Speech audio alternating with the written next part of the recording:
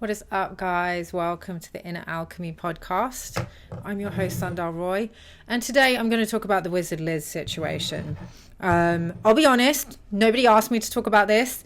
I'm actually a little bit embarrassed to be talking about this because when it kept on coming after I did the Aubrey Marcus podcast, which did really, really well, by the way, and I was actually very surprised by how well it did.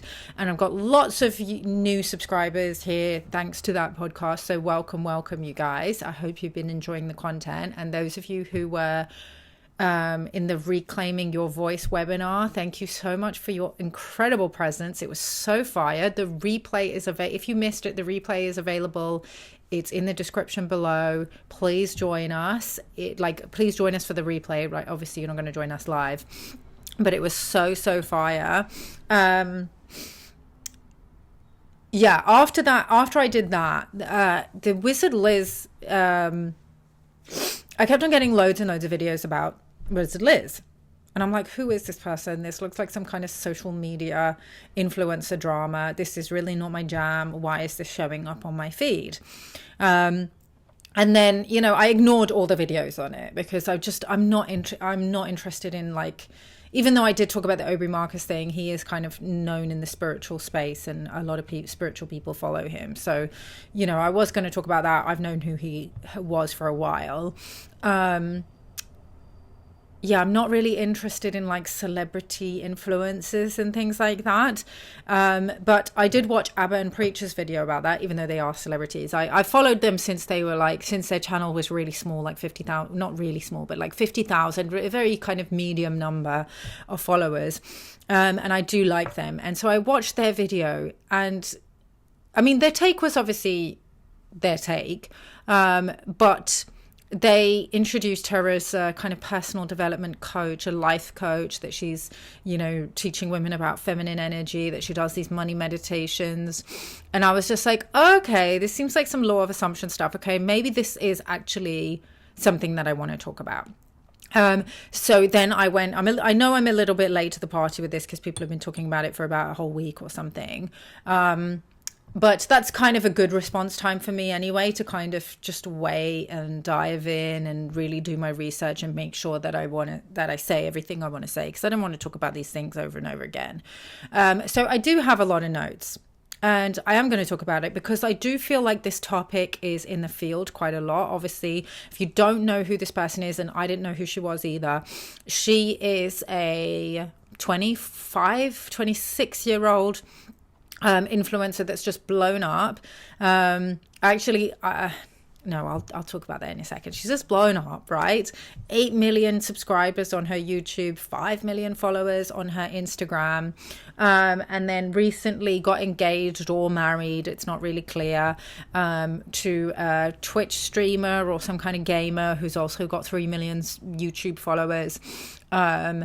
And, they had this very public relationship, and now she's just found out that he cheated on her or tried to cheat on her while she's 4 months pregnant. And so obviously she has a huge female audience, mostly Gen Z, who are very, very upset. And kind of with good reason, because obviously she was giving a lot of good advice. And I did actually watch her content. At first, when I looked at her Instagram, when Abba and Preach covered her, my first impression was just I just got a kind of dark feminine Lilith overcloaking sort of vibe. I didn't look into her field or anything like that. It takes me a lot of energy to look into somebody's field. And I would never do it without consent anyway. You have to pay me to do that. So I'm not going to just be looking into someone's field. But it was that was the vibe I got. Her aesthetic is a very Dubai sugar baby kind of aesthetic. That's really not my vibe. I'm not judging it. I'm not saying it doesn't look good, but it's just not, I'm not really into that whole flashy thing. As you can see, I'm a bit of a vintage queen. Most of my stuff is from thrift stores. I do have a couple of designer things, but they were bought on consignment and stuff like that. I don't really like all that flashy stuff. But that's her aesthetic. And, I understand that she did live that life in Dubai, and, she's from that part of the world. I think she's actually from Chechnya. So obviously from what I know of the whole Dubai scene, and I know I have some friends that kind of went there for modeling and stuff like that. you do get a lot of girls from former Soviet countries or in Central Asia and stuff like that. And yeah, I'm not judging. Okay, she's obviously from a very financially, not just financially challenged, but emotionally, physically. Like she's talked about how she was very, very abused. She had a very abusive father, and I'm going to break down all of this. Okay. And she's done really well to get out of it. Okay. I did get Dom to do a very brief gematria decode, because there's something about the story that, you know, the way that it was going viral and the fact that I'd never even heard of her. It was and, you know, this way she seemed to just blow up very quickly as well. It was kind of giving like dead internet theory vibes. And I was just wondering if the whole thing was staged or not.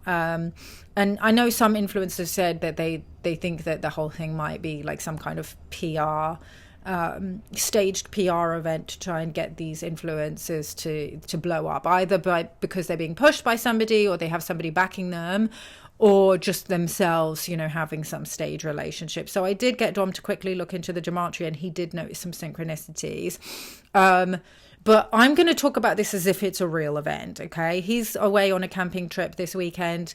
If this video has not been published by the time he comes back, I will get him to jump on quickly, or just send me a brief summary of what he decoded, and I'll just read it to you, and then you guys can make up your mind. Okay, I'm never telling people what to think. I will tell people what I think. Dom will tell people what he thinks, and then you guys can make up your mind, and wherever we have evidence, we'll present the evidence. So yeah, I will say, like, initially I was just like a little turned off by that whole sugar baby aesthetic. It's really not my style. And you know, the very obvious fillers and everything that she has in her face is also not really my thing. Like, you know, obviously, you know, look good and everything, present yourself well, but for me that's just really not my jam, and I don't tend to follow people or look up to people like that. But she, you know, I guess for the younger generation, and that whole dark feminine thing is really kind of taking hold to help a lot of young girls heal their inverted empath templating. And I get it, okay? I am going to speak more deeply to this, you know, all these Shira 7 type influencers, and give my thoughts on Shira 7 as well.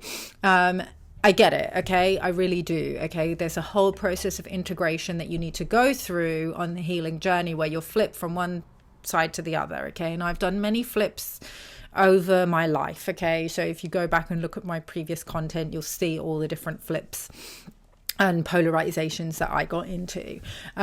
So I did listen to some of her content when I was researching this video, and I can totally see the appeal. I get why so many young girls like her so much. I actually started resonating with a lot of what she was saying. Obviously, I don't agree with everything that she's saying, because I mean, she's 26, okay? She is still a kid as far as I'm concerned. I'm obviously a lot older than her. I'm almost old enough to be her mother.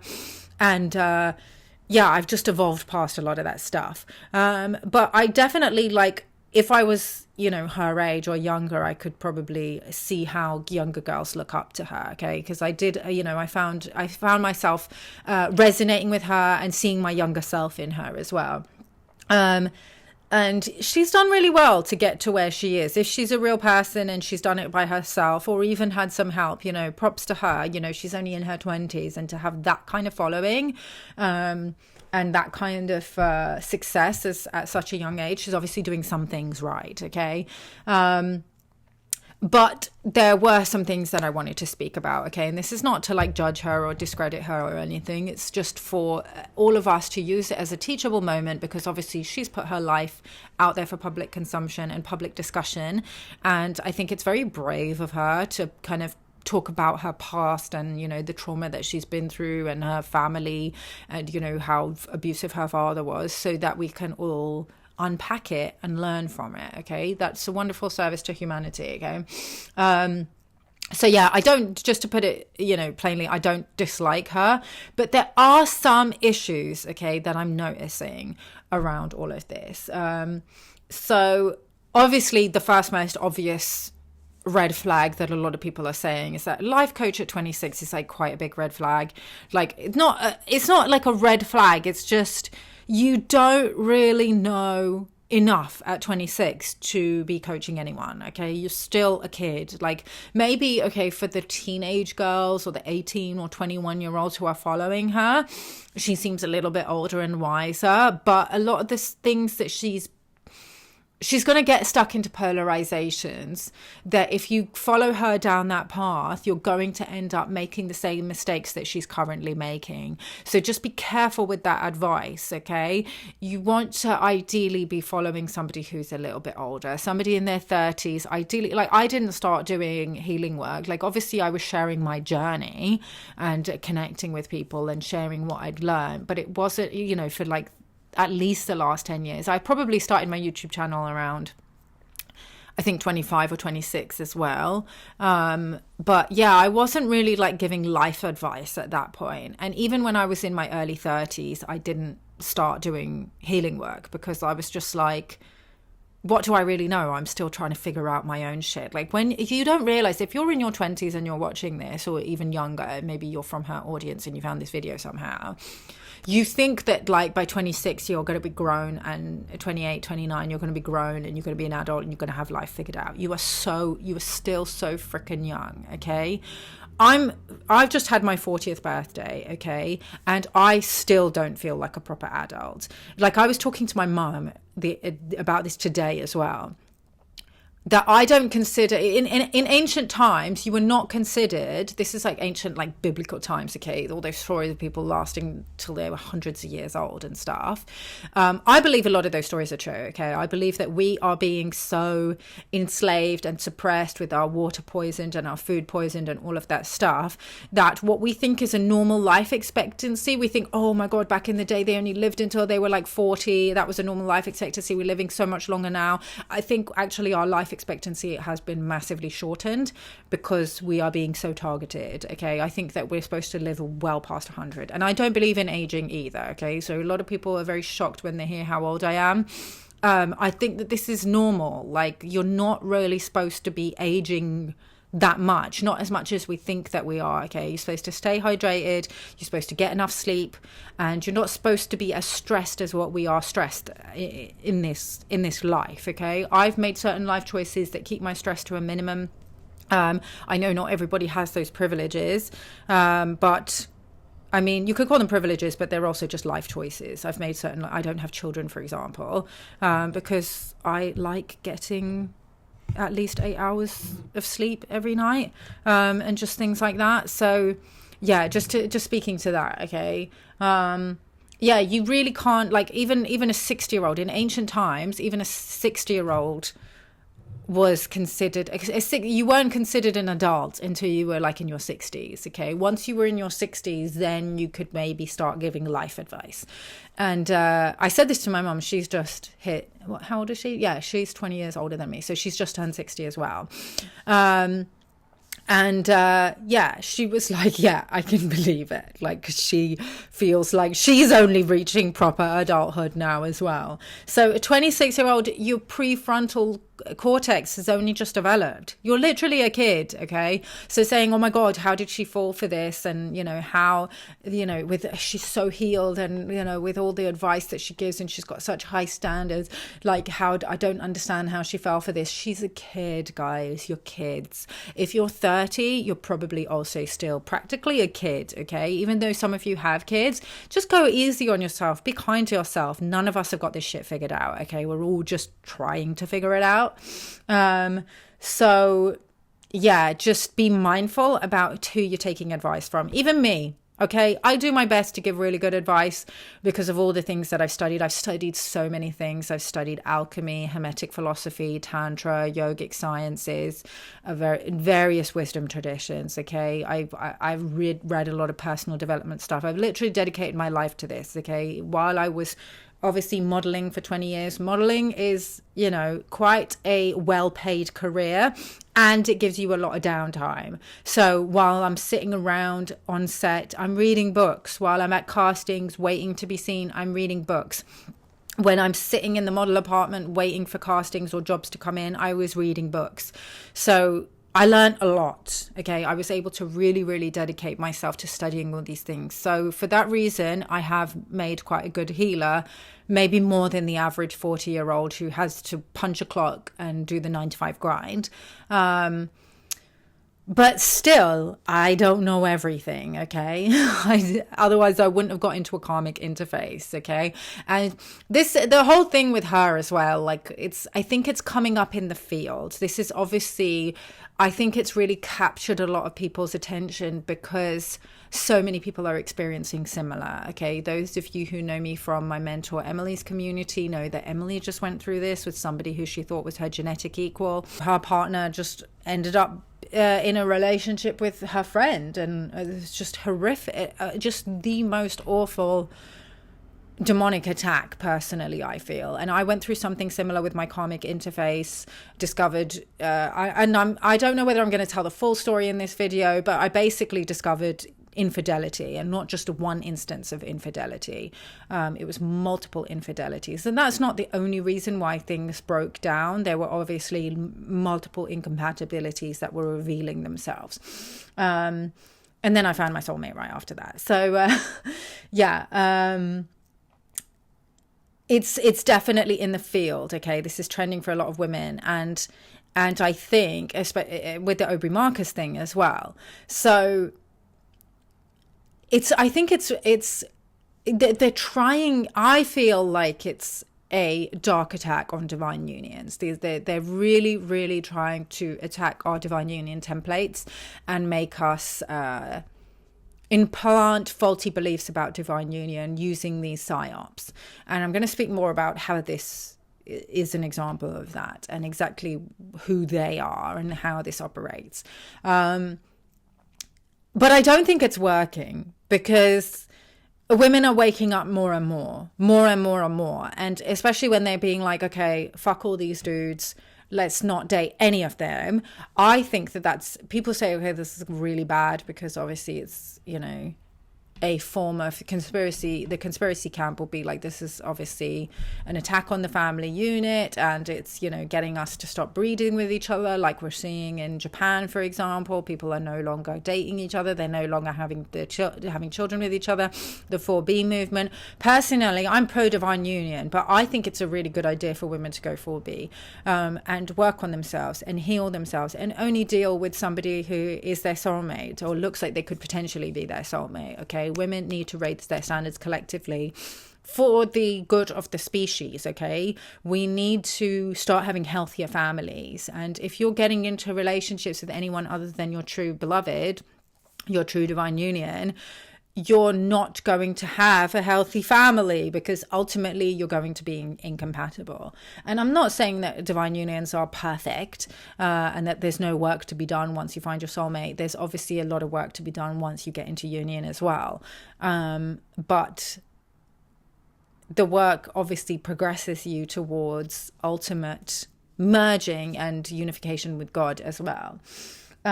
Okay, so I'm just going to be looking at my notes periodically as well, because I've got lots of notes and I want to make sure that I cover everything. I hope I might jump around a little bit, because things were coming to me as I was doing the research over the last few days. Things were coming to me, so that I might jump around a little bit.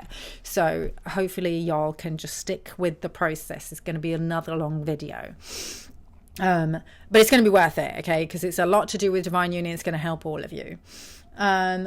Okay, so one of the things that I was noticing in the Q&A that she posted with not her boyfriend, her husband, she described him as, is like some negging and like emotional abuse.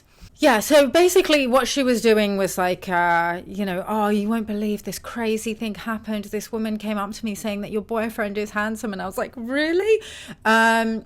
Ladies, this is negging, okay? It's a form of emotional abuse, okay? It's a narcissistic tactic. And of course, Liz does have some narcissistic traits, which is standard because she had a narcissistic father. And it's very, very common when you're healing from codependency, nice girl syndrome, people pleaser programs, that you will flip back and forth, okay? The pendulum will swing according to the principle of rhythm, which is the third hermetic principle. You will go from one to the other, okay? And the pendulum will always swing in an equal and opposite direction. So don't judge yourself too much if you're displaying some narcissistic traits, okay? This is not to say that she's a narcissist, but she is being emotionally abusive to her husband. Yes, he did cheat on her, not excusing his cheating. He's a fucking piece of shit. And very, very abusive, okay? Cheating is extremely abusive. And especially when your wife is pregnant, it's abusive to your child as well, to your unborn child. He could kill his unborn child by putting the mother through that kind of stress. So obviously what he's done is really, really a lot worse. But this kind of nagging, not good, ladies. Don't do it, okay? Don't think that you sending out this I'm the prize, don't forget it, like I'm the more beautiful one, is going to make the man feel like, wow, I've got such a prize, I better hold on to her. If you're negging and emotionally abusing and making your partner feel like shit, it's going to create resentment, okay? And they're going to act out in other types of ways, okay? So it's just, it wasn't nice of her to kind of promote that. And people, I see a lot of people being like, oh, she's so beautiful, how dare he cheat on her, he's such a nerd. Firstly, she's extremely surgically enhanced, so it's very unfair to compare somebody who's extremely surgically enhanced to somebody who's probably not, right? I'm assuming that he's not, because maybe I'm wrong, okay? Maybe he is also surgically enhanced, but he doesn't look like he is. Guys usually don't get that type of work done. And she's very obviously surgically enhanced. Like you can see, like, in that whole Q&A video, like the first bit that she did is in some very, unbecoming lighting. And you can actually see very clearly how much work she's had done. Obviously, when she has nice lighting and a filter on, you don't see it as much. But the lips especially are crazy. Now, I'm sure that she was naturally a very beautiful girl before she got all that work done. But that's the whole, that's the Shira 7 effect, a lot of...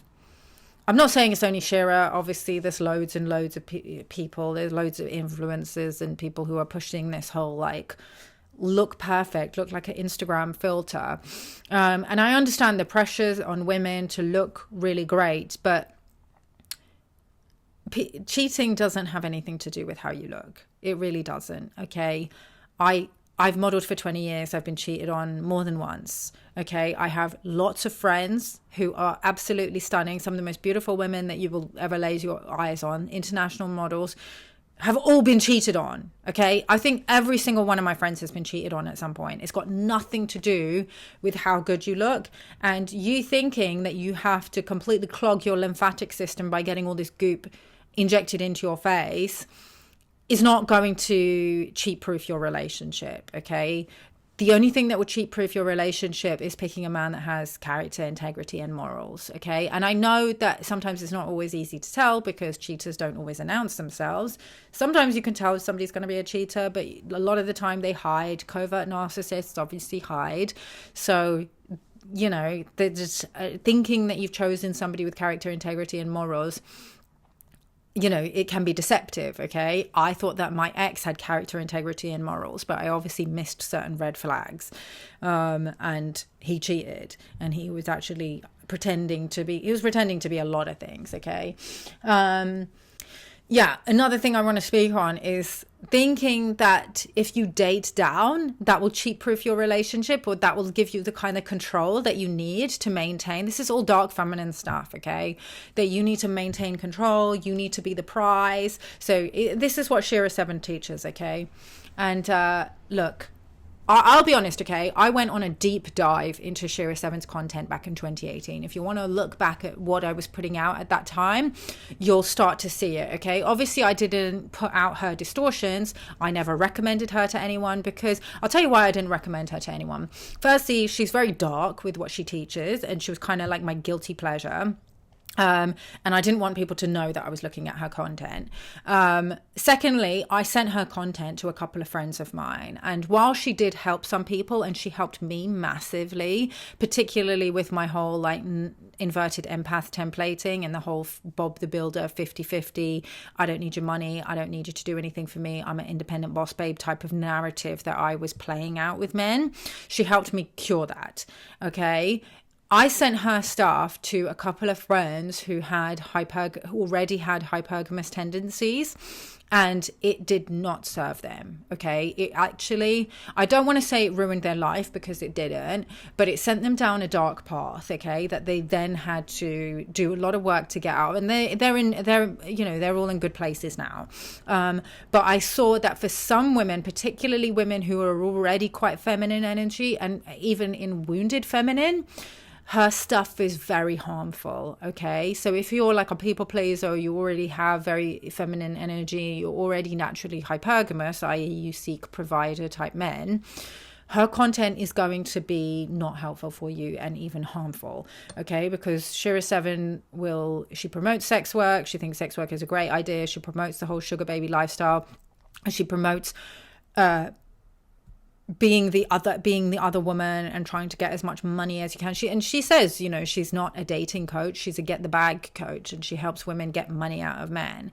And obviously that is very extremely distorted, but there's obviously a lot of valuable codes that she has to share about feminine energy, okay, and why women are natural receivers. However, there's a lot of distortion, and it's obvious, right, that men, that men never fall in love. This is bullshit, okay? That's not true. Men obviously fall in love. That men only care about your looks is also bullshit. Okay. If men only cared about your looks, then they would never cheat on women that were good looking. Okay. So these are obviously distorted programs, and that's probably why everybody's so surprised, because they're like, wow, she's so gorgeous, she looks just like her Instagram filter. How could he cheat on her with somebody that maybe doesn't look as good? It's just crazy. Okay. That's not why men cheat. Shira 7 will obviously promote the idea that all men cheat, so you might as well get as much money as you possibly can out of them. This is all fucking bullshit, okay? This is anti-divine union messaging. Now, if you do have a lot of nice girl 50-50, let me build a man kind of mentalities, I would say that some of what she teaches can be helpful. But I think that there's better people out there, and I haven't recommended her because, like I said, I have a responsibility to my audience to not promote harmful messaging, okay? So I'm just going to say that if you do look at Shira 7's content now that she's blowing up and becoming extremely famous, just take everything she says with a massive side of salt, okay? Because it's all very dark messaging. She is not connected to God. She's even said that, okay? She's a moral relativist, which is basically a Satanist. So just be really mindful of all that dark feminine stuff. And I've talked about the harms of working with Lilith as well, because when I started listening to Shira 7, I started working with Lilith because I had no idea. Okay, I was clueless. I didn't know that Lilith was a demon.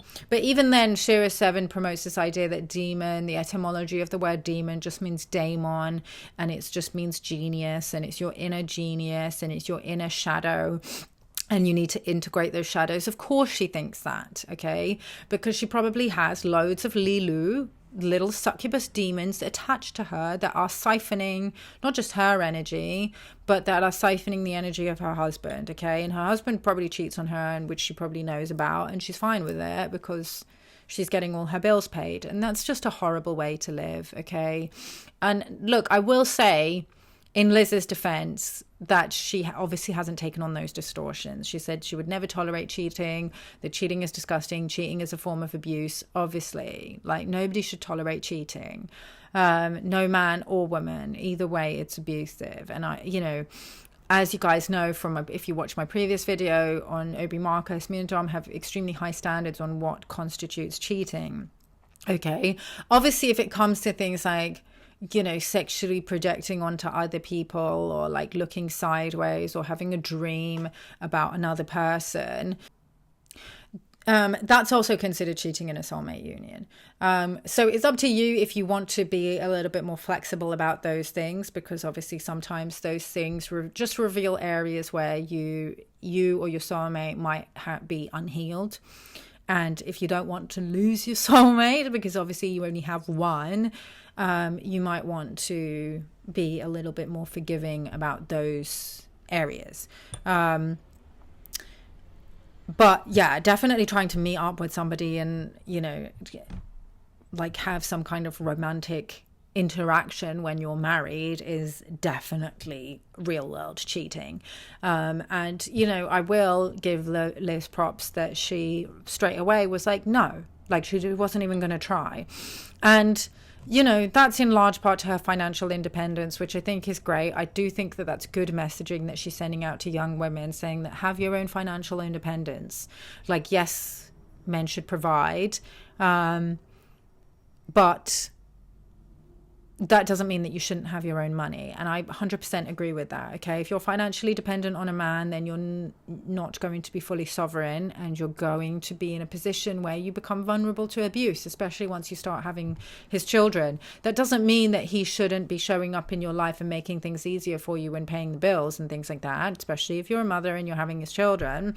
But you should also have your own thing going on so that you can leave at any moment. And it's not about you should always be ready to leave and be, you know, approaching relationships like that. Like, because that's obviously a very mistrustful way to enter a relationship. But you really should, okay? Because where we're at right now with men and women and our level of healing and integration, that's where we're at, okay? Women need to have their own bag, okay? And I will always preach that, okay? I will never say that you should trust a man to be completely financially dependent on him. Okay, yeah, so let's talk about the whole dating down thing. So, yeah, the whole, like, oh, the woman is the prize, and, you know, Shira 7 will obviously talk about finding some old ugly dude to pay all your bills. Obviously, I get that Liz didn't follow her advice. I didn't follow that advice either when I was listening to her. The relationship I got into was also with a younger man. He was 7 years younger than me, and he was, you know, quite good looking.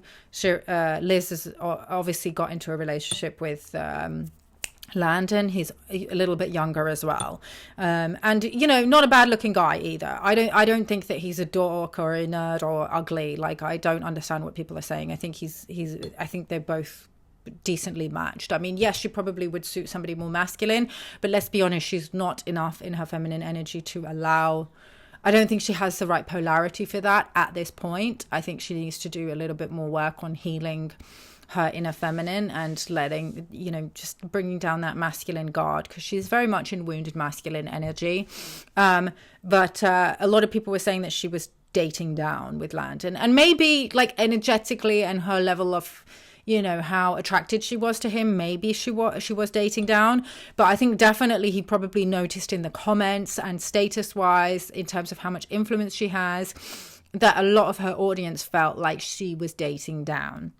And men can always feel when you're dating down, especially if they themselves are insecure. They're going to feel that you're not so attracted to them, okay? And if you think that it's going to give you power in a relationship, I can tell you, ladies, from experience, it doesn't, okay? When a man feels like he knows that you're dating down, or that you feel like you're dating down, he's going to start resenting you, and he's going to start acting out in ways that may not be immediately obvious, okay? Maybe they might be obvious. Maybe he'll start negging you and things like that just to try and knock you off your perch a little bit. This is not just with narcissists, okay? This is just with the normal human response, okay? If you're doing the whole dating down thing, then obviously you have some mistrust around relationships and some mistrust around men, that you haven't gone for who you really want and you've settled. So a man's going to feel it, and he's going to try and dishonor you in certain ways, like micro cheating or even full-blown cheating, okay? So I really advise you to go for who you really want. And if you don't feel good enough for who you really want, then work on yourself to the point where you do feel good enough to deserve the type of man that you feel like you could be attracted to for a long time, okay? Don't settle. Don't settle. I know this is very basic advice that everyone keeps on giving, but just it's really important for the long-term longevity of your relationship to not settle and to go for somebody that you're supremely attracted to and that you feel good enough for, okay? Because you should also feel supremely attracted to yourself. You should feel like I'm the shit. Like, not saying that we don't have stuff to work on. Obviously, me and Dom both have things that we need to work on and areas in which we feel insecure about. But you should feel secure enough to be able to be honest with your partner about your insecurities. Okay? That's when you're healed enough to get into union, is when you feel secure enough to say, I'm insecure about this. And you don't feel like that would show too much weakness or give an area for your partner to manipulate you, okay? Because if you think that like you need to protect yourself from your partner manipulating you, then you haven't healed enough. You really need to heal from whatever narcissistic abuse or whatever other kind of abuse you've been through to be ready, okay? I'm not saying that we have to be completely healed before we meet our person. I was completely not healed, okay, when I met Dom, okay? I'd literally just been cheated on by somebody I was with for 6 years and then met Dom. So obviously that there's so much trauma that I was carrying. But I had done a lot of work on myself even before then. And yeah, I think it wasn't so much now. Was it? Do you think? Like, do I think that he dishonored me by cheating on me because he felt like I was dating down? I don't think that I was dating down when it came to him. I think he felt inadequate in a few certain ways, but I do feel like he wasn't meeting my standards in certain ways, in my templating, okay? And this is why I keep saying, your beloved is specifically designed for you, and you're specifically designed for them, okay? You guys will match each other. You'll be compatible. Those of you who know both me and Dom, or you've watched enough of our videos, you know that we match each other, okay? We're very similar.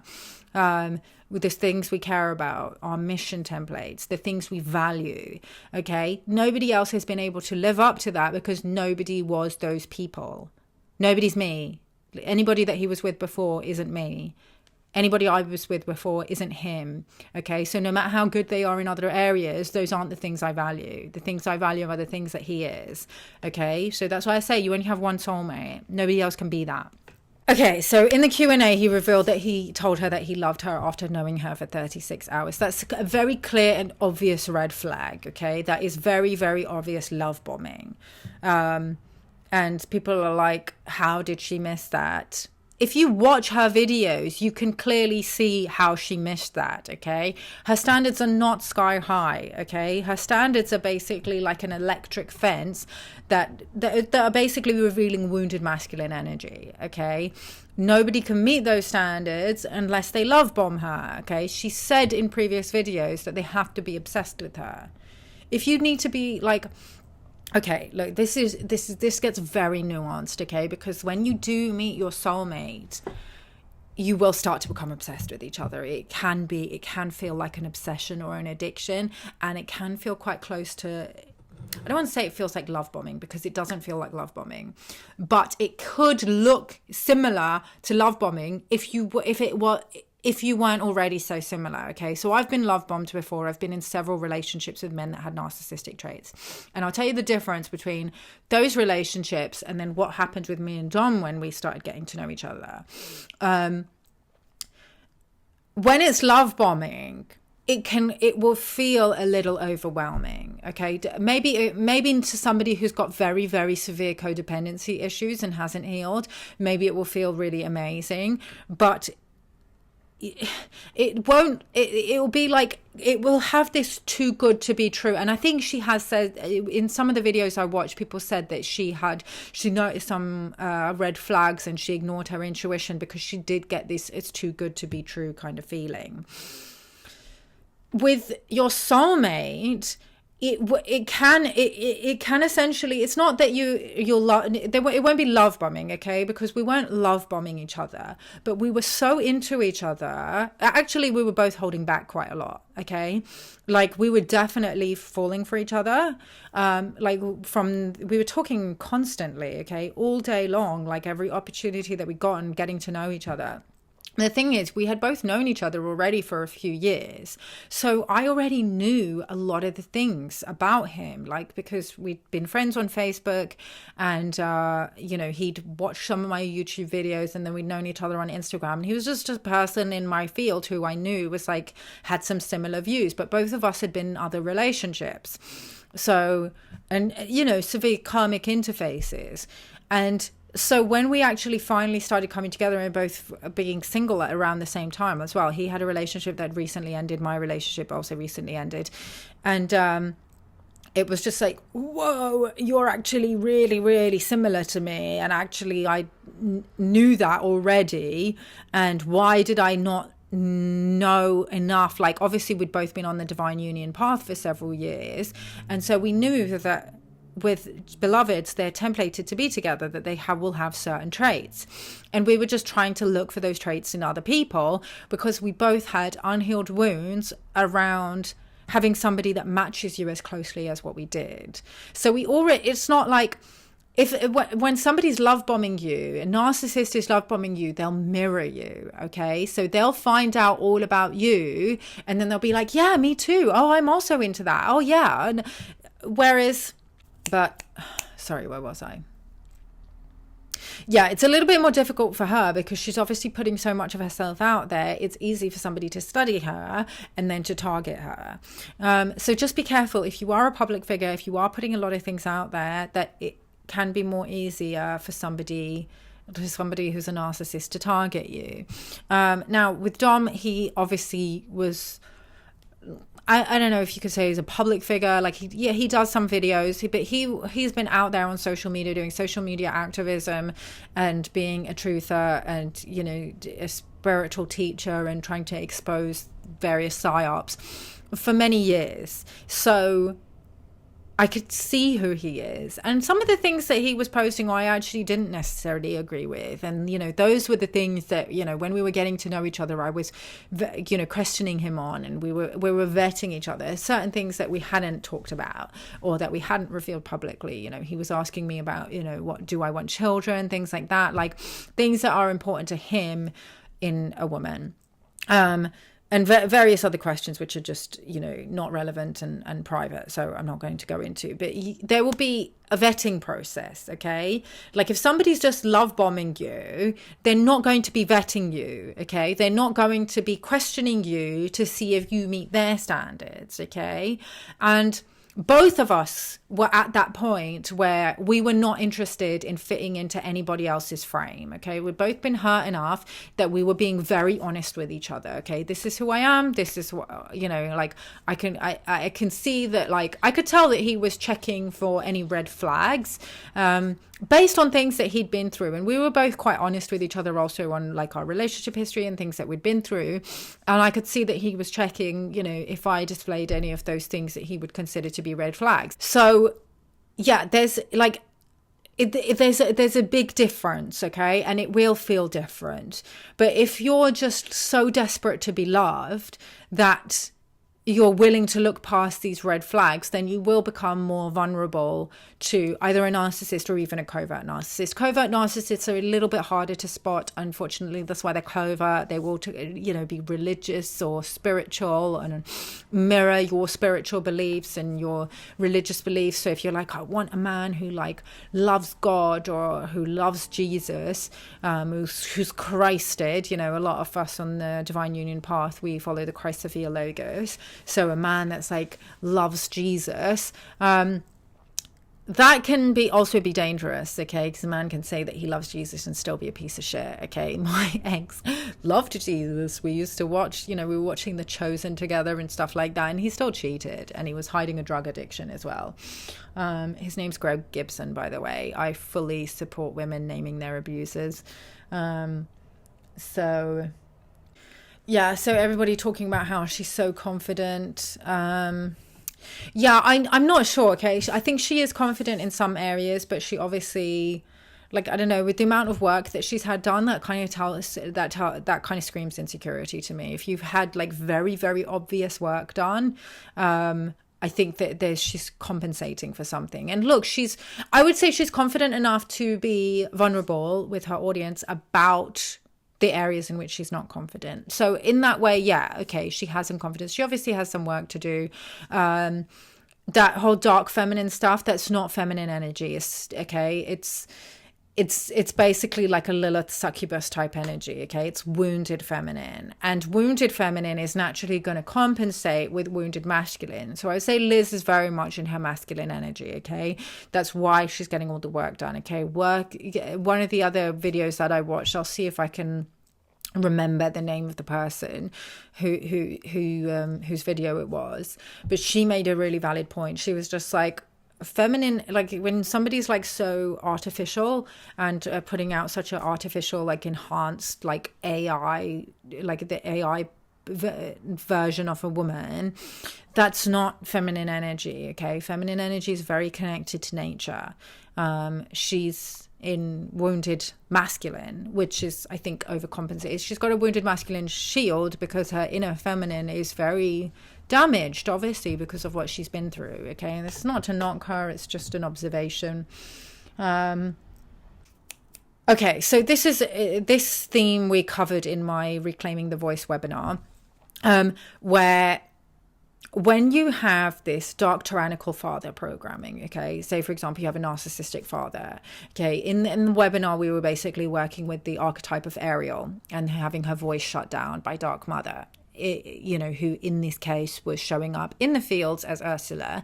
Those of you who are new to my channel, when I talk about the fields, I'm talking about the quantum field, okay? I'm an oracle, I work in the quantum field, and I decode symbols, okay? That's how I heal people. So Ursula was showing up in the field, shutting down my voice. I had all these implants in my throat. And when we're working with the archetype of Ariel, okay, Ariel in the story has obviously got this dark tyrannical father programming. Her father, Triton, he's this Enki Yahweh type character, this dark father. I know that, yeah, it's that kind of patriarchal programming. And obviously Liz has that very much in her field. I haven't looked into her field, but she's just talked about her abusive narcissistic father. And when you have that kind of mistrust in the masculine, then you're naturally going to swing towards the dark feminine teachings and dark mother. Okay, so dark mother is like Ursula. It's like Maleficent, okay? It's that kind of dark feminine Lilith succubus energy, okay? Shira 7 is very dark mother kind of energy.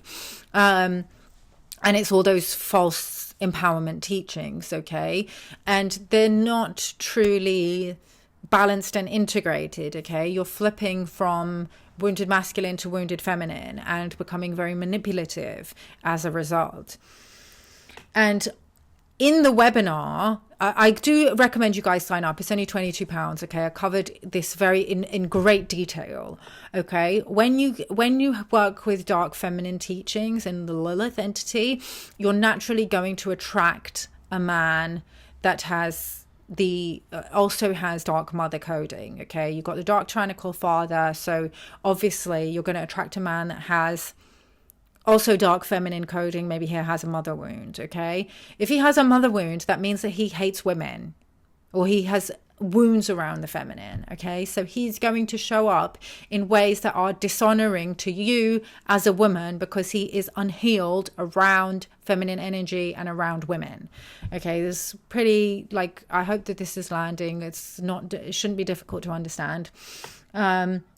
So yeah, that's basically how she attracted this situation, okay? And for anybody who's saying that I'm victim blaming and saying that she didn't attract this situation, okay, yes, okay, we don't attract bad things that happen to us, but there are certain things that we can do to make sure that we're not vulnerable to these kinds of low masculine snipers by learning to identify them and healing more so that we don't fall for the bullshit.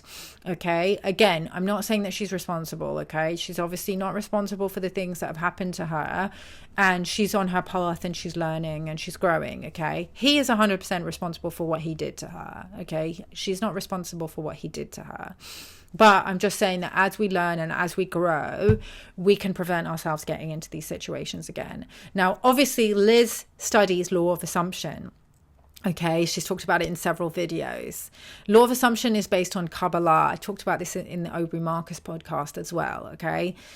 It's the idea that everything that happens to you is because of your beliefs and assumptions, okay? I'm not saying that there isn't some truth. You can manifest based on, believing and assuming. I've tested it out, okay? But not everything is manifesting because of our beliefs and assumptions, okay? It's only one of the Hermetic principles, okay? So law of correspondence. According to her law of assumption beliefs, and if she still believes that, she's probably going to be looking at what it was about her and her beliefs and her assumptions that manifested this situation. Maybe she doesn't feel good enough. Maybe she doesn't trust men. Maybe she thought that he might do this to her, that he might be a cheat.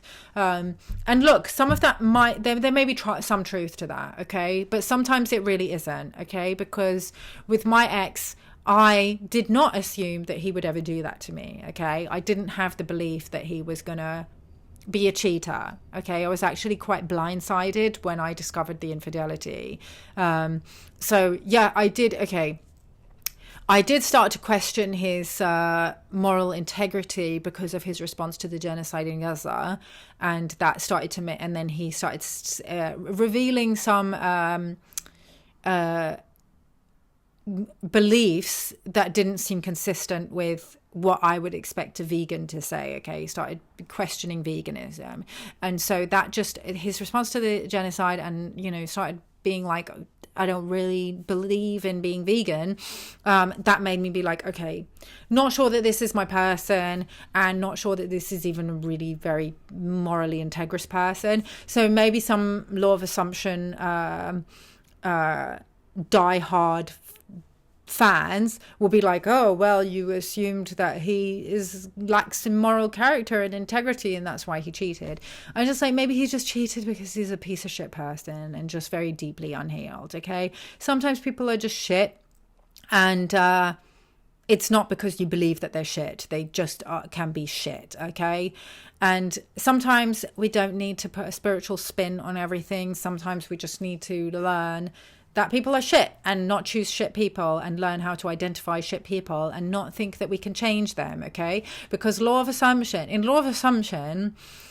I think this is what kept me in the karmic interface for so long. They believe that you can change anybody. Because if you believe that somebody's shit, you can just assume that they're good and they will start to change. And some of that stuff does work, actually, okay? Because when I was studying it, I did start practicing it on some of my nearest and dearest who were very unhealed. And I was just like, I don't want to keep creating this person in my life, having all this drama, because I realized I was getting a sense of self-importance from some of the people in my life being unhealed, because it meant that they kept on needing to come to me for healing and for advice and for reflection, and it was giving me a sense of importance that I was this person that could fix everybody. And I was just like, no, I want people to just work on their own shit, and why am I creating this story about them? And so I just was like, okay, I'm just imagining that this person is healing themselves and that they're working on their shit. And I did it with 2 people in my life, and they did actually start to heal.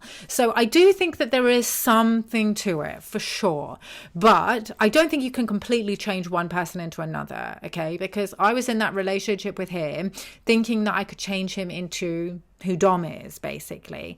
And that's just too much work. It's just too much work. You're literally going against God's plan for you. Why? Like, just make your life easier and just follow your highest timeline. And with the law of assumption, you have to work so hard to constantly try and manifest things.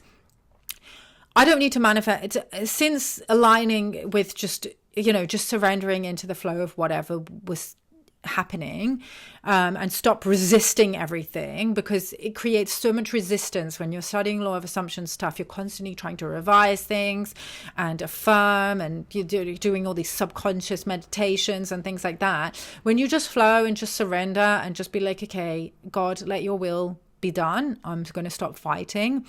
Sometimes God brings you something so much better. And I know that she does believe that. I did watch quite a few of her videos, okay? I didn't watch all of them, and I'm sorry if I'm saying things about her that people would say, oh, she doesn't actually agree with that, okay? I'm not like a big WizardLiz fan, and watched all her content. So maybe I've missed a few things. But you know, if she's contradicting herself a lot, I'm just going with things that I saw her say. So if she has said other things in other videos that contradict that, that's also a sign that somebody's internally polarized, which is fine. It's no judgment, okay? We all are internally polarized as we start to heal and integrate. And as the more we heal, the more balanced we'll become, and then we'll contradict ourselves less and less, okay? Because we won't need to flip back and forth between all these different sides of ourselves that we're trying to heal and integrate into one. Okay, so she's just young. Okay, she's young and she still has some stuff to learn, is all I'm saying. Just need some water. Yeah, so I would say she also has the assumption that everyone is always obsessed with her. So I think that's probably why she's been able to manifest a really big platform. Again, I'm not saying that there's nothing to law of assumption, that it's all bullshit, okay? It's obviously one of the laws of creation, so there is something to it. I'm just saying that don't put all your eggs in the law of assumption basket, okay? And if you go too far down the law of assumption rabbit hole, you get into very satanic or Luciferian thinking, where you start thinking that you are God, and you're not, okay? Watch the Aubrey Marcus podcast, because I don't like repeating myself all the time. So that's why y'all should just watch all of my videos, or all the recent ones anyway, because obviously I grow and I evolve. So if you go back and look at the videos from like 2 years ago, you'll see when I was getting into law of assumption. But I didn't push law of assumption because I was still testing it out for myself. And I don't want to push something until I've fully tested it and been like, yes, this is definitely 100% the truth. Okay. So, you know, I test these things out so you guys don't have to ruin your lives with this stuff. But unfortunately, there are people pushing it like it's the God's honest truth. And they're actually, I think that they're actually harming a lot of people, because this stuff feels really good and it speaks to a lot of broken, damaged people, because you think that you can manifest anyone, even somebody who's rejecting you. And then these people are raking it in. They're making so much money selling this shit to people. I could do that. I could make so much money. But unfortunately, with my gifts, being able to read the field, being able to read people's light bodies, being able to pull implants out of them and align them with their highest timeline, those are very high level gifts, okay? And they're given to me by God. And in order for me to maintain those gifts and to keep those gifts, I have to hold a very high moral integrity, okay? And that means that I must speak truth, okay? So if I don't know something to be the 100% truth, or if I don't believe it to be the truth, I cannot be peddling it to other people just in return for making money, okay? And sometimes that means I don't make that much money. So, you know, and that's the price I'm willing to pay, because I really value these gifts, okay? And anybody who's worked with me knows that they are very powerful, okay? And they can really do quite a lot of amazing things. As always, all glory to God, okay? It's not me that does. I mean, yes, obviously I'm working with God and working with universal energies that are very carefully sourced in order to pull out implants, activate templates and things like that. But these technologies come from God, okay? Yeah, so obviously she has, you can see from her videos that she has a lot of inverted empath programming, which she's overcompensating with these narcissistic overlays. So that's why she's kind of a little bit like Marmite. People will either love her or hate her. I think a lot of us who have been through similar what she's been through, and have either are going through healing these nice girl syndrome, or have healed it, will resonate with what she's putting out. But just as somebody who's a little bit older and has been through what she's been through, and has been through the various polarizations, and has got to a place where I'm a little bit more integrated and whole, not completely healed by any means, I just want to send her a big hug. I want to send everybody who follows her a big hug, and just say, y'all will get there, but just be careful with some of these polarizations, okay? Because you're all vulnerable to this, okay, if you don't take the lesson in what's just happened to her. Yeah, so what I will say is the fact that she's on her mission at such a young age, at this point, I will give props to her, and I do think that she's going to bounce back from this really quickly. Yes, some of me does wonder if it was all staged just to kind of help her and land and blow up, even though obviously it's made him look really bad. I think that there's no publicity is bad publicity, and you know, you're always going to get people taking sides on things. And the fact that, yes, okay, he's looking bad, but I think maybe they felt like it's not that bad. Or maybe he's going to come out with, you know, stuff that to try and put dirt on her to create some kind of what's the word, you know, public spat. Who knows? Okay, this could unfold in multiple different ways. I guess only time will tell. Sometimes these big influencers, if it's being pushed in like a huge way where it's going really, really viral, sometimes these influencers are working for forces behind the scenes. Okay, and it could be part of an anti-divine union agenda, or it could just be because they're just trying to make money out of people. Okay, whatever tech company he's got going on, you know, it could be part of that. Whatever she's got going on, it could be part of that. You know, I hate to be a conspiracy theorist about it. I actually don't hate to be a conspiracy. Everybody who knows me knows I'm a conspiracy theorist. But I get not everything is a conspiracy theory, but I'm just always trying to be a little bit skeptical. And also I've seen some of the gematria decode. So, you know, I don't want to speak about the gematria decode without Dom being here and actually being able to explain the numbers. So I'm not going to speak about it. But yeah, I'll either insert a video where he comes on and speaks about it, or we can post a separate video talking about it. Yeah, so I thought it was interesting how one of her most recent videos is about not seeking revenge. And I will say that, like, if you're going through something like this, the best revenge is just moving on and leveling up and just having a really awesome life. Like for me, like when that happened, I was obviously moved through the stages of grief, but like one of the feelings that I was feeling was just so fucking angry, okay? Because like Landon's publicly humiliated her, and I do think that yes, okay, it might have been intentional. Let's assume, okay, that this is all real and he really did do this, that he's some kind of covert narcissist that literally wanted to publicly humiliate her because he doesn't like the message that she's putting out there.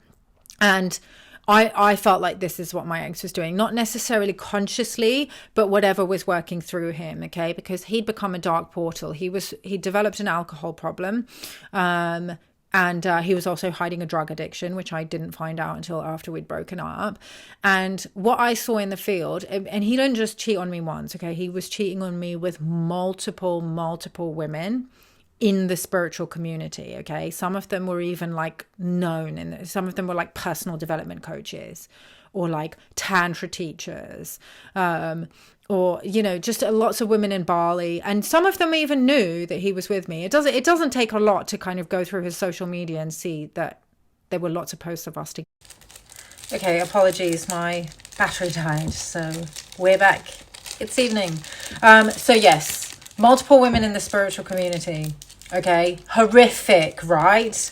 Can't even imagine. Horrific. Okay, I'd been cheated on before, but not like this. This was humiliating. Okay, I was a healer. I was making content about healing the masculine feminine divide and like traits of a masculine man, how to trust the masculine. And here I was getting cheated on by a piece of shit who was pretending to be, I mean, I wouldn't say he was pretending to be divine masculine. He was just being himself, but he was hiding a lot. He was pretending to be a lot of things. I mean, pretending to be vegan. He was never even vegan.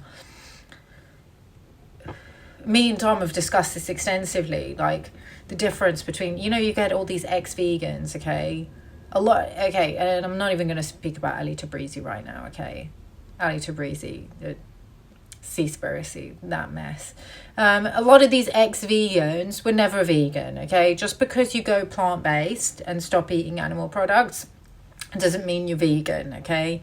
Vegan is about animal rights and minimizing animal exploitation. And yes, Ali Tabrizi has recently become an ex-vegan now, and he was like, I was more vegan than anyone, you know, I was an activist, and obviously he directed Seaspiracy. He's a fucking Zionist, okay? Ali Tabrizi is a Zionist. He's been taking money from Hasbara to promote Israel, okay? So somebody with those kind of morals, and actually, I didn't even know who he was. I met somebody at I was at Avalon Priory a couple of weeks ago with my friend Freya, who I did the podcast on the deafening silence and the spiritual community on Israel's genocide. She lives in a vegan community, this amazing castle in Glastonbury. And I met a vegan activist who'd worked with several different well-known vegan influencers on their films. He makes films, and he'd actually worked on Seaspiracy, and he'd known Ali Tabrizi quite well. And I know I'm slightly digressing here. He was like, he just noticed how a lot of them, Ali Tabrizi being a prime example, once they got a bit of a platform, just started selling out and taking brand deals from all these companies that had very sketchy morals, and they weren't really about the movement anymore. They were just about, and look, I understand that I don't think companies necessarily have to be perfect. They could, if they're doing things, if they're taking steps in the right direction, that should be rewarded, and it should be we should support that. But taking money from Israel during a genocide, I mean, that person's got sketchy morals. And I think Mike the Vegan just covered how he's gone full on like Christian right-wing talking head now. Maybe being a vegan influencer wasn't profitable for him anymore. Like, I mean, at the time that they worked on Seaspiracy, he was probably jumping on the vegan bandwagon. A lot of these people, they'll jump on stuff when it's popular. And that's what you're seeing with a lot of these ex-vegans. They jumped on the vegan bandwagon because it was popular, it was trending, and they weren't really about animal rights. My ex, he was like, yeah, it makes sense what you're saying about, eating animals being satanic. That makes sense. So he kind of stopped doing it, but he never really made the proper switch. These are things that you need to look for. I'm not necessarily like, if you're not vegan, then, that maybe that's not something that you're going to look for. But just with whatever your value system is, if somebody's like, yeah, okay, that makes sense, I'm on board. If they're not really about it, they might not be your person, okay? That could be a sign that they're not your person. Having said that, I have known other people in the past, I've been with people in the past that went vegan after we got involved, and stayed vegan and actually got really, became really, really vegan. And sometimes you don't really know. But, why did I start talking about that? I was just talking about how he was pretending, right? And the whole public humiliation thing. Yeah, why was I talking about that? Okay, so what I was able to see in the field around the time that we were breaking up, I was actually at the gym, and it just started, my vision just opened up, and it showed me some personal stuff about him and his relationship with his mother and what was happening in his field, which I'm not going to go into. But I also saw basically a huge Lilith attack. So Lilith is basically a demonic succubus. It's actually not a female entity. It's a shape-shifting, genderless entity that will form in the shape of whatever the target finds attractive. It can also show up as an incubus if it wants to target a female who's attracted to males. Generally when we refer to Lilith, it will show up in the field as a feminine entity, okay? And a lot of women have Lilith-like entities that are succubi attached to their field to pull in and harvest male energy.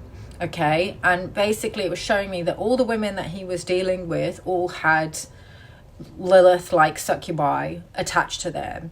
And they were operating through these women's wounds, particularly in their womb space, okay? It was a lot of like, I'm not good enough type of wounds.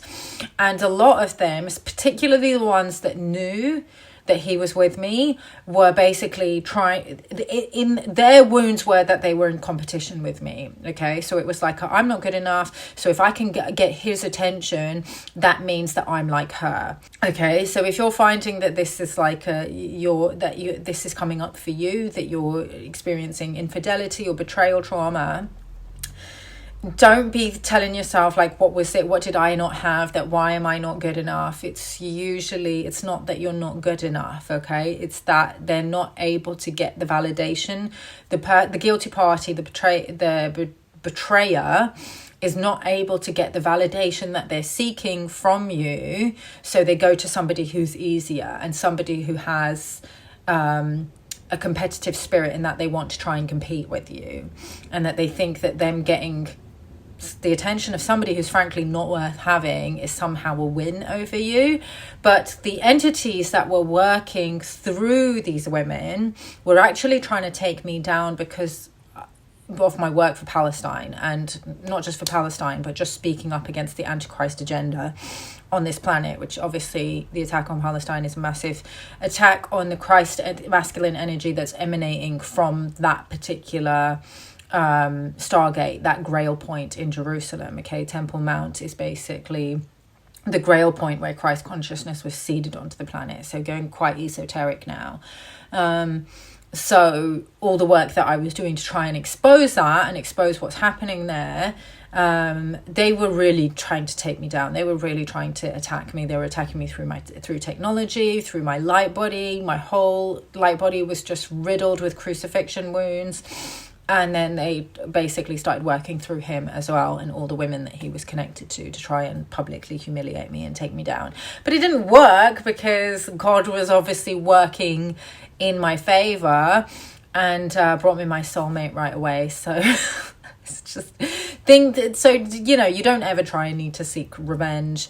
And this isn't really going to help him. The thing is, he's going to have to live with what he's done, okay? Landon, my ex, Alea's ex-husband, they're going to have to live with what they've done, okay? And it's going to take, like, no truly embodied and healed woman is going to be able to trust a man like that, okay, that has that type of recent past, okay? They're going to have to do so much work on themselves to move past an infraction against the feminine, especially like a mother who's carrying his unborn child, to move past this before anyone's ever going to trust them again. Like, the only people that they're going to attract at this point are deeply, deeply unhealed women who maybe have like some massive wounds around the masculine that they would put up with being with somebody who had done something like that in their last relationship. So that's something that you really need to vet for. If a man has that kind of past, like, I'm not saying if somebody's like ever cheated in the past, I'm not saying that they can't change.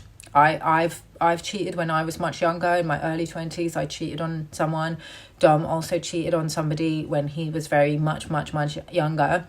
They have to show a pattern of consistent changed behavior, okay? So if they haven't, don't be that person's experiment, okay? Yeah.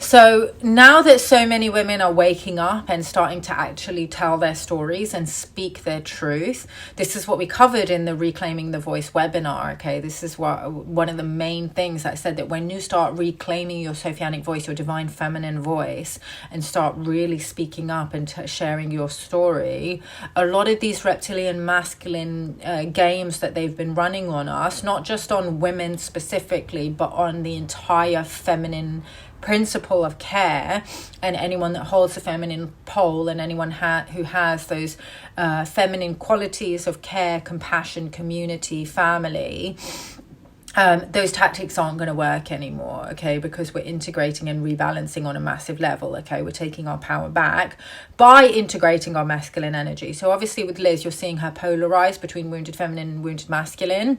I do think that she will eventually harmonize if this story is even real. But I'm just going to go with the assumption that it is real. So because I think that there's so many codes here that which we can use as a teachable moment. Yeah, so I just got in my notes here that, will we start seeing that also mirrored in the masculine experience when men start telling their stories of being abused by narcissistic females. I think we're personally quite a way off that yet. I think it is starting to happen in certain spaces, maybe certain parts of the manosphere, but it's still got this very these misogynistic overlays. Until men really start integrating their feminine, their own internal feminine, and their shame around being abused, and also women start integrating their shadows around the masculine frequency of accountability, we're not going to start seeing that happen yet. I don't think the time for that is now, but it is coming soon. Okay. And if those of us who are pioneers with this work of Hirosgamos, i.e. alchemy, integration of the masculine and feminine energies as a pathway to ascension, if we start integrating, looking at the areas where we've embodied some of those narcissistic traits, where we've maybe been unfair to people, men in our lives and things like that, and start taking accountability for that, and start holding space for the masculine to tell those stories without being like, well, what did you do? Like, you must have been, because I think we do have that very misandrist, a lot of women, we carry a lot of those misandrist views that if a man tells a story of his ex being abusive to him, his female ex being abusive to him, that we're like, well, what did you do to make her so crazy? And sometimes there isn't that, okay? If a man can be narcissistic and manipulative or betray or, you know, all these things to a woman, why do we not also think that women could be like that as well? Okay. And look, women have been really deeply hurt on this planet, like girls and women. Okay. One in three to four women has been molested before the age of 18. Okay. So that's what, like a quarter or even a third of girls have been the victim of child sexual abuse. Okay. So that obviously really distorts your energy field and leaves you very broken and damaged and wounded. Okay, so you're not going to be able to show up as a healthy partner in your in your first few relationships that you have. I mean, it's possible, but you know, this is not to like blame women, but we also need to take accountability if we've behaved in ways that were really toxic, unhealthy, or even abusive. Yeah, so I've just written down that I do believe that Landon, as I said before, is probably through his wounds being used as a dark portal by anti-union entities, because not that, you know, this was like some kind of powerful divine union or whatever, just like I don't think that, you know, Aubrey Marcus and Vailana are like some powerful divine union. I don't think that they're soulmates at all, because Liz has a huge platform and a lot of women following her. It's very easy to, like, once you take, all you have to do is take down one person, and then it seeds this idea in so many millions of women that men can't be trusted, and that, you know, they're all just out to take you down, that they're threatened by your success, that you can't be too successful, you can't have a bigger status than him, or he's going to get jealous, and blah blah blah, that they all cheat. I think it's really, yeah, it's very nefarious. It's very nefarious. Okay, so many people are talking about how her standards are sky high. Personally, okay, maybe I haven't watched enough of her videos, but I don't really feel like her standards are sky high. She wants a man that makes enough money, can provide, that doesn't cheat, that worships her, which is very kind of, it's a little toxic and unhealthy. You should both be devoted to each other, okay? Dom is obsessed with me. I'm obsessed with Dom. Like, we love each other, okay? And when we first got together, we were just like, wow, this is how love is supposed to feel. I've never experienced this before. So yeah, I get, like, I'm not saying that it's like a red flag to be like, I want somebody who's like obsessed with me or like worships me.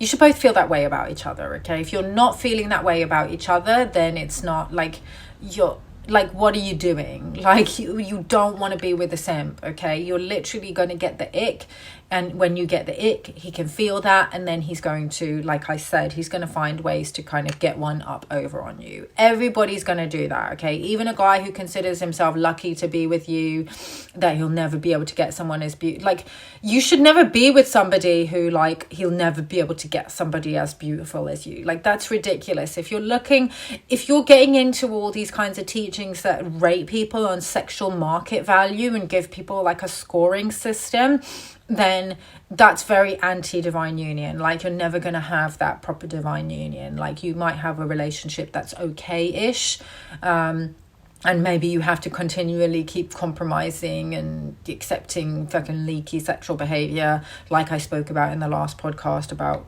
what happens when you're with somebody that's not your true union. Okay, there's always going to be incompatibilities.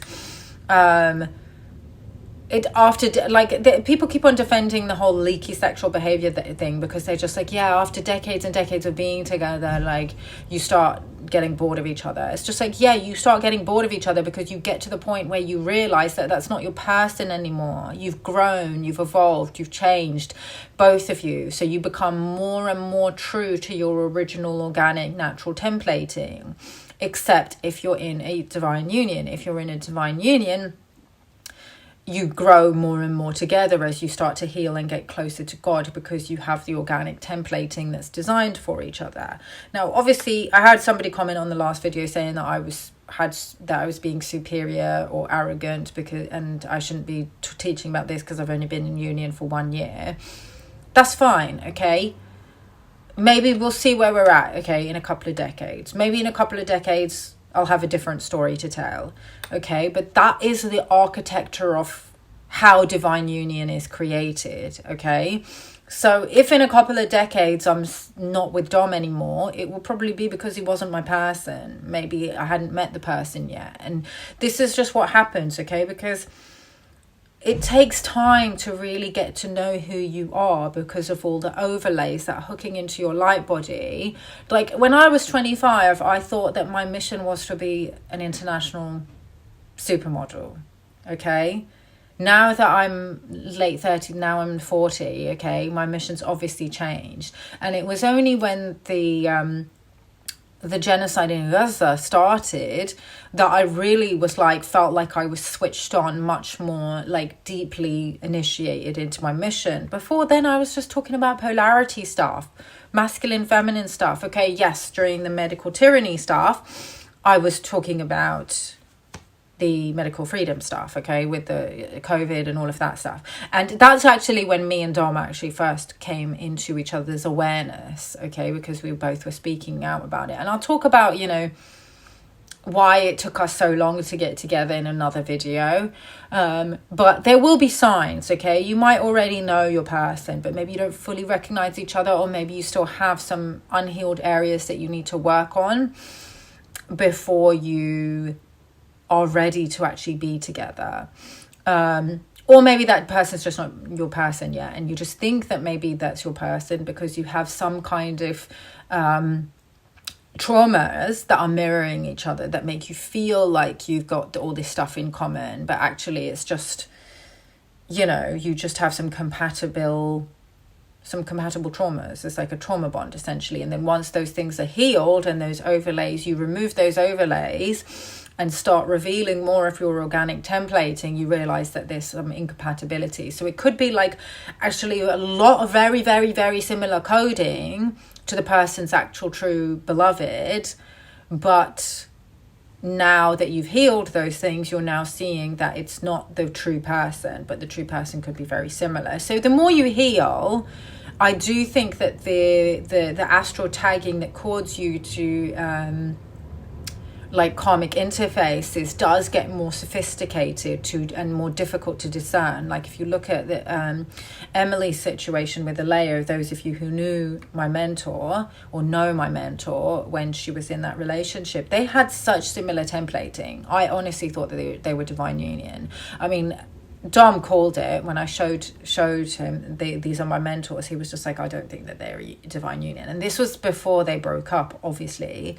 But I was just like, no, I think you're just seeing some power struggles that they're going through at the moment. Because obviously I'd seen them go from all the way through the 5 years that they were together. So I did notice that they were having some power struggles towards the end, which everybody has now commented on. A lot of people commented on when they had this very public breakup.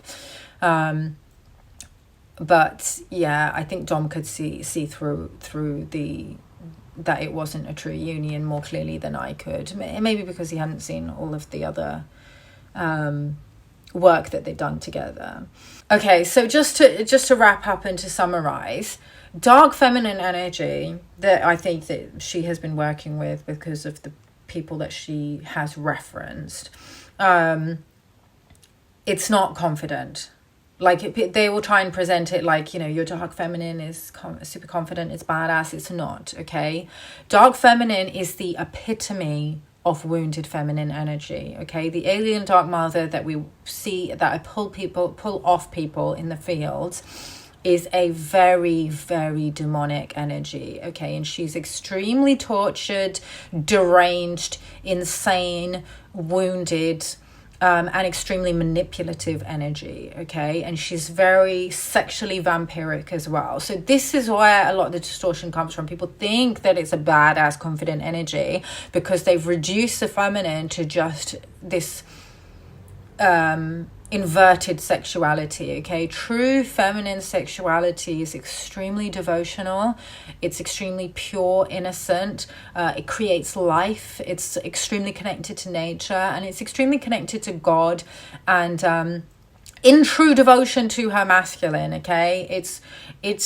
People don't see it as badass, as confident, because I guess it's not bad, right? It's good, it's pure, but it is very powerful, and it's also very primordial, okay? When you start working with the deeper levels of the Sophianic consciousness that go all the way to the Holy Mother Arc, the 0 point, there's so many different archetypes of divine feminine that we work with in the field, okay? We work with the Inanna consciousness, okay, that Princess Diana is very connected to, okay? It's this royal sovereign queen tones. This is true confidence, okay? This is true badassery, okay? Or Kali, for example. Kali often gets confused with dark feminine and Lilith and things like that. I did a whole 3-hour transmission on this. It's on my website. I'll actually put a direct link to it in the description box below, on the dark feminine, and basically explaining the differences between Lilith, Kali, Ishtar, the dark feminine versus the deep primordial feminine, solar feminine versus lunar feminine, and how to do shadow work safely and work with the feminine shadow safely without integrating demons into your field. It's not a badass, confident energy, okay? It's a very dangerous energy that will put you on a very dark path, okay? Just like now what Liz is going through. So I will warn any young girls who are watching this to not work with that energy, okay? Be very mindful about who you're working with and who you're taking spiritual advice from, okay? Some of these people are maybe give some good personal development advice, but when it comes to the spiritual stuff the advice that they're giving you, they're reading all these pop spirituality, like very new age books from some of these spiritual gurus that are basically part of the club, okay? I'm not going to name any names, okay, but she dropped some names of books that she was reading into some of her videos, and I think that some of these people, some of these new age icons, are part of the club, and they're preaching a lot of dark occultism that's obviously been watered down and sanitized and made to sound really like harmless, but it's actually like Luciferianism or Satanism. So just be really careful. So I mean, I do think that she will heal. She has the right tools. She obviously is. I think also she talks about God a lot, and she's very connected to her faith. She's Muslim, and I think that it's her faith, even though I do think that there's some distortions in all religions.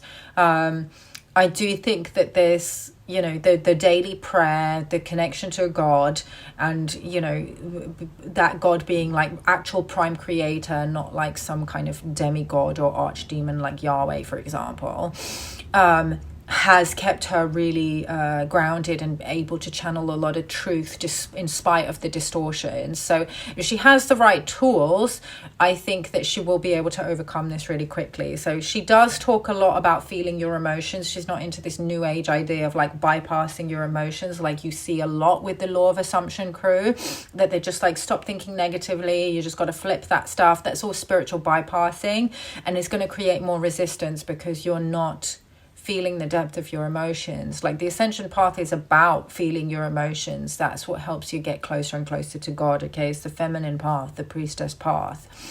You want to really connect with your feminine energy, you got to feel your emotions, okay? And feel the depth of them. And the more you feel them, the more they pass through you until you don't feel them anymore. It's not like you don't feel them anymore, but they lose their charge. If you keep on bypassing them, then you're going to continue to manifest unfavorable circumstances that will force you to look at those unhealed wounds. So I would also recommend, even though she does do the that kind of embodiment work, I would also recommend that she does some breath work and then some kind of somatic work as well. Somatic means working with the body, so some kind of natural dance or something like Kriya Yoga, like what I teach in my trauma healing course, Reclaim Your Crown. Those are really, really effective modalities for healing that help you connect with yourself, overcome trauma, and so that you can move past these kind of polarizations and unhealthy ways of thinking. So yeah, I'm going to leave it there. I think the gematria decode, if there is anything to report on, I will just drop it in a separate video. And yeah, we can look at if there's something more to this story separately. But for now, I think that there was so much here that I thought was valuable to talk about that, yeah, I'm just going to go with the assumption that the story is true and, well, what can we all learn from it? So yeah, I hope you got something from it, guys. What do you think? Let me know your thoughts in the comment box below. If you want to book a session, you can do that via the link below, and I will love you and leave you guys, and I'll see you in the next video. Peace out.